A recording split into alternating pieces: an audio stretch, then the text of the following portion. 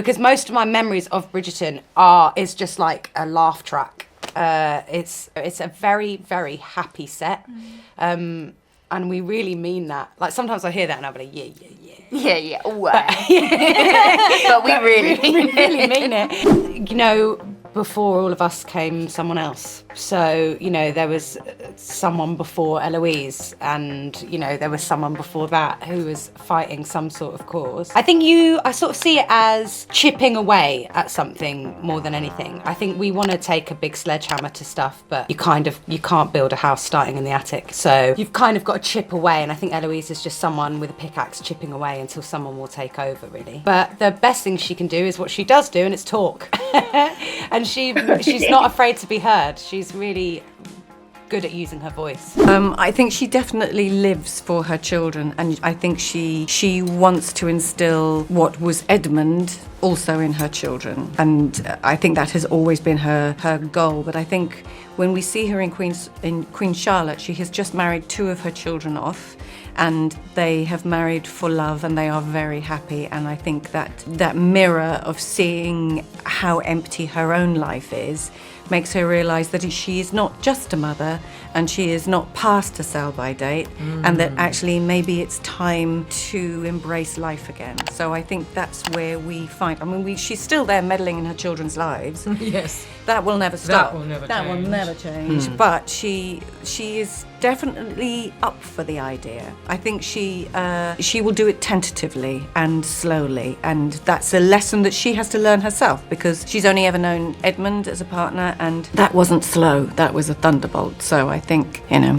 I think, Francesca's at that point where she has to join the marriage mart, and I think she deals with it in a quite logical and practical way. I think she's been raised to do that, and she's known that this year will come, and here it is, kind of thing. I don't think she romanticizes it. I don't think it's something that she's been excited about her entire life. I don't think she's been thinking about her wedding day every single day of her life. I think she just knows that this is a job to do, and that's how she's going to view it. So she's got similarities with Eloise in kind of their view of like the marriage mart as a whole, but completely different as well, in the sense that she's not fighting it. She knows that this is her time, but she's not, romanticising it in the same way as, say, like Daphne did.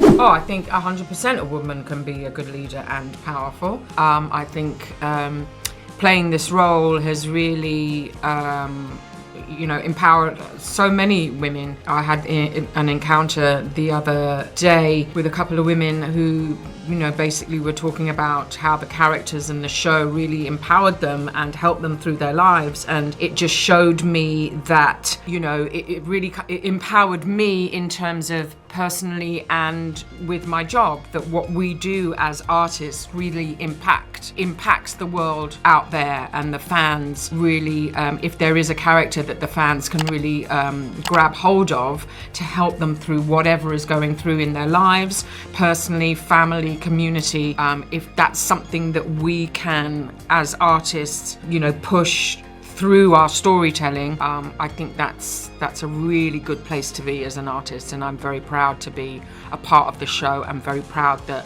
this character is reaching people in that way. The experience of working with Claudia, I feel changed so much of me in that perspective. As an actor, I feel like I've grown so much and let go of a lot of things, and I just have a freedom I didn't have as much before as I do now. And so much of that is also because of how Jess and all of the writers in the room have written her this season. They really did a beautiful, beautiful job, and it was emotional to read the scripts each time they came in. And there's challenges at every corner, I feel, for me as an actor, and she has such a huge journey this season. I take a lot with me. It's hard to pinpoint what.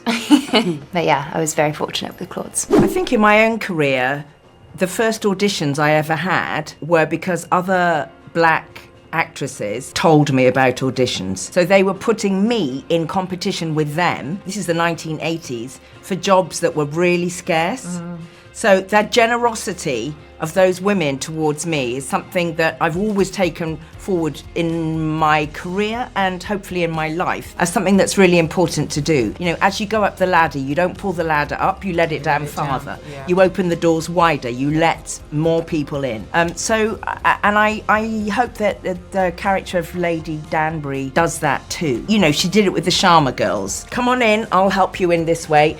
We see in Queen Charlotte, she did it with Charlotte when she first came over from Europe. You know, she would say, well, this is how that bit works, how that bit works. And then Charlotte would do it for her at a later stage in that story. So I think there is a very strong sense of female sisterhood in these characters, and of support, sometimes fear, sometimes suspicion, but overall that sisterhood. And I think because the show represents so many different sorts of women and the competitiveness of the marriage market and all of that stuff, you do see women in competition with each other, but you absolutely do see those really strong friendships, and you also see the heartbreak sometimes when those friendships in the place they want to be, like with Penelope and Eloise, or there are odd moments between us where we're all a bit like, I don't know. I think in life, those powerful female friendships and those supportive structures, particularly when women may be in a less powerful position in society, those friendships and those ways that you can support and strategize on behalf of your sisters is a really powerful story to tell.